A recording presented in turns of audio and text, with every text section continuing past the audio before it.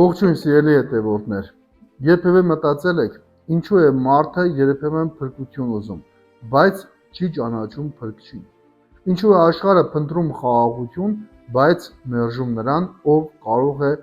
տալ այդ խաղաղությունը։ Այսօր մենք կարդում ենք մի հատված, որը գրվել է հարյուրավոր տարիներ առաջ, բայց նկարագրվում է մի իրականություն,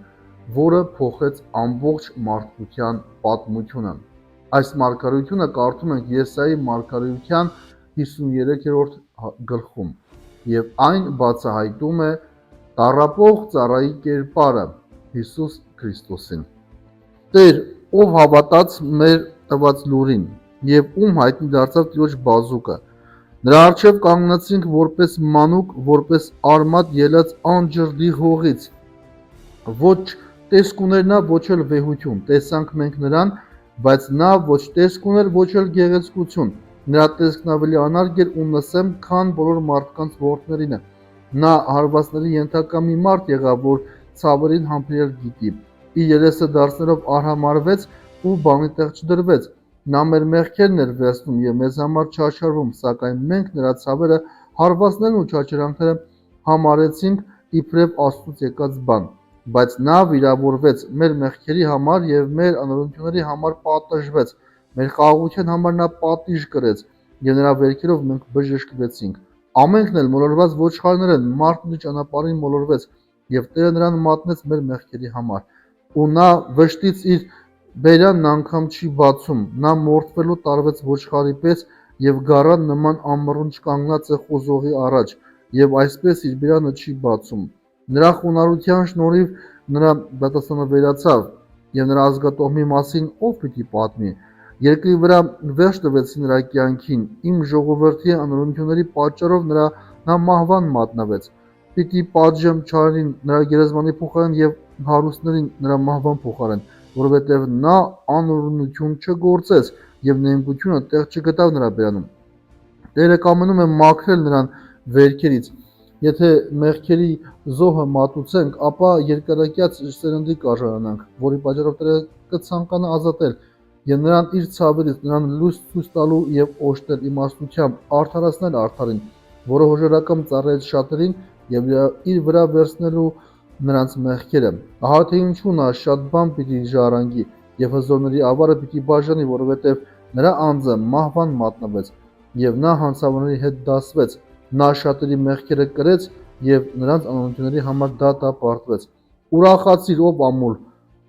որ չէիր ծնում, կանչիր ու աղաղակ բարձրացրու, որ երկնքու ցավով չէիր բռնվում, քանզի բազում են անամուսին կնոջից ծնված որդները, ավելի շատ, քան ամուսին ունեցող կնոջից ծնված որդները։ Չէ՞ որ Տերն ասաց. «Ընդարձակիր քո վրանի եւ քո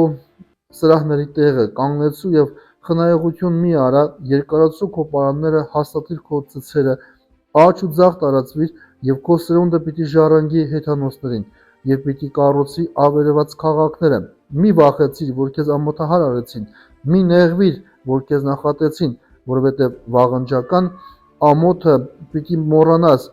եւ որբեվայրությանդ նախատինքն այլևս չպիտի հիշես։ Տերն է քեզ համար անելու այդ, զորությունների Տերն է նրա անունը, եւ նա, որ փրկեց քեզ, Իսրայելի նույն Աստվածն է, որ կկոչվի ողջ երկրի Աստվածը, ամեն»։ Հատվածը սկսվում է ցավոտ հարցով. ով հավատաց մեր լսածին։ Սա ցույց է տալիս մի իրականություն, Աստծո գործը հաճախ չի ճանաչվում։ Մարդիկ տեսնում են, բայց չեն հասկանում։ Լսում են, բայց չեն հավատում։ Սիրելի հավատավոր հետևորդներ, երբեմն ճշմարտությունը մեր աչքերի առաջ է, բայց սիրտը պատրաստ չէ ընդունելու։ Խնդրիր Աստծուն, որ բացի քո սիրտը ճանաչելու նրա ճշմարտությունը։ Մարգարեն ասում է. նա չուներ արտաքին փառք, մարդիկ արհամարհեցին նրան, մերժեցին նրան։ Սա շատ կարևոր է։ Քրիստոսը չեկավ աշխարհ մարդկային փառքով եւ ուժով, նա եկավ խոնարհությամբ։ Աստծո ճանապարհը հաճախ տարբերվում է մարդկային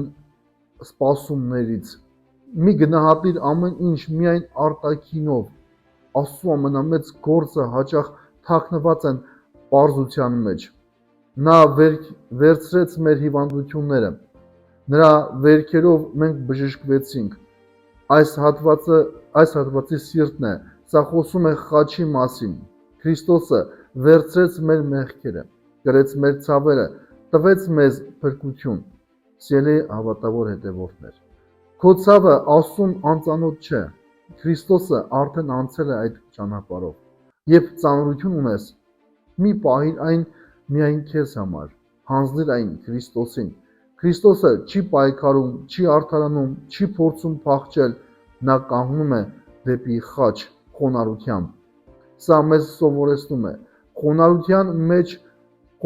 մեծ ուժը երբեմն լռությունն ու համբերությունը ավելի ուժեղ են, քան հակադարձելը։ Չնայած տառապանքին, վերջը հաղթանակ է։ Քրիստոսի մահը վերջը չէր, այն դարձավ փրկության սկիզբը։ Աստծո ճանապարհում ցավը երբեք վերջնական չէ։ Այն կարող է դառնալ նոր կյանքի սկիզբ։ Հատվածը հանկարծ փոխվում է։ Տառապանքից անցնում ենք ուրախության։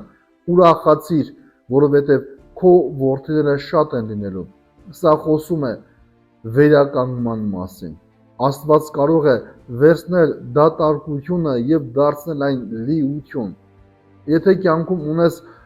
անպտուղ շրջան, Աստված կարող է այն փոխել։ Մի դատիր քո ապագան քո ներկայ վիճակով։ Աստված դեռ գործում է։ Հատվածը ավարտվում է մի շատ գեղեցիկ պատկերով։ Աստված ներկայացվում է որպես սիրող ամուսին։ Նա հարաբերության պատկեր է։ Աստված չի ուզում միայն, որ մենք հավատանք նրան, նա ուզում է, որ մենք ապրենք նրա հետ, հարաբերության մեջ լինենք։ Այս հատվածը մեզ տալիս է 5 մեծ ճշմարտություն։ Աստծո ճշմարտությունը միշտ չի ընդունվում հեշտությամբ։ Քրիստոսը եկավ խոնարհությամբ։ Նա կրեց մեր մեղքերը եւ ցավերը։ Տառապանքը կարող է վերածվել հաղթանակի։ Աստված վերականգնում է կոտրված կյանքերը։ Սիրելի հավատավոր հետևորդներ, այս հատվածը մեզ տանում է խաչից դեպի փառք։ Այն սկսվում է մերժումով, բայց ավարտվում է հաղթանակով։ Եթե այսօր քո կյանքում կա ցավ, հիշիր, Քրիստոսը արդեն կրել է այդ ցավը։ Եթե կա մեղք, նա արդեն վճարել է դրա գինը։ Եթե կա դատարկություն, Աստված կարող է լցնել այն իր շնորհով։ Այսօր մոտեցիր Քրիստոսին, վստահիր նրա սիրուն եւ թույլ տուր, որ նրա վերքերը բուժեն քո կյանքը։ Սիրելի հավատավոր հետևորդ, եթե օգտակար եղավ քեզ այս տեսանյութը, կարող ես հավանել մեկնաբանության բաժնում, գրել քո կարծիքը եւ բաժանորդագրվել մեր YouTube-յան ալիքին։ Նաեւ տարածել այս տեսանյութը, օգնել, որ այն դիտելի լինի քրիստոնյաների շրջանակներում։